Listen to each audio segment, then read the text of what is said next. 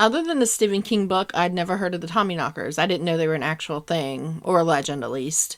But I came across them and thought they were interesting. Although it's been many years since I've read the book, the Tommyknockers of Stephen King's novel were aliens, I think. The Tommyknockers in coal mining legends are small ghosts in the mines, or maybe little tricksters. In the 1820s, immigrant Welsh and Cornish miners brought tales of the Tommyknockers and their theft of unwatched items and warning knocks to western Pennsylvania. Cornish miners, much sought after in the years following the gold and silver rushes, brought them to Colorado, Nevada, and California. The underground elves became part of the folklore of miners throughout the American West, not just those of the Cornish background. When asked if they had relatives who would come to work the mines, the Cornish miners always said something along the lines of, well, me cousin Jack over in Cornwall would come, so these immigrant miners came to the called Cousin Jacks. The Cousin Jacks refused to enter new mines until assured by the management that the knockers were already on duty. Even non-Cornish miners who worked deep in the earth when the noisy support timbers creaked and groaned came to respect the Tommyknockers.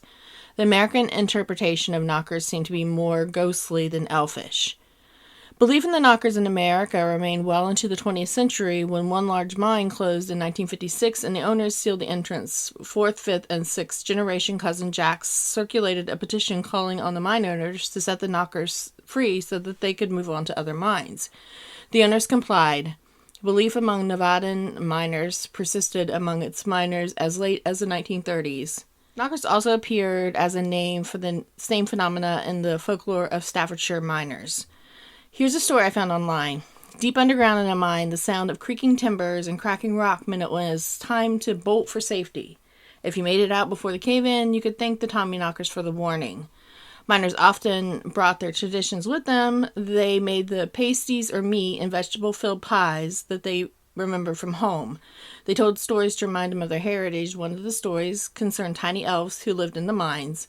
The knockers, called Tommyknockers or knockers, are sometimes helpful, sometimes not. Cornish miners firmly believed in these small, ugly, wrinkled underground beings. An angry knocker wasn't something you wanted on your hands. They might steal your tools or cause the vein of lead you were following to suddenly run out. They might even cause a cave-in.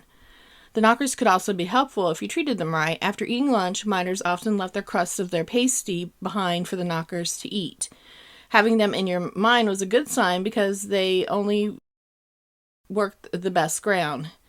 Hearing them might mean you were on the right track to finding mineral riches. Some say that the noise of the knockers made before a cave-in probably saved many miners' lives.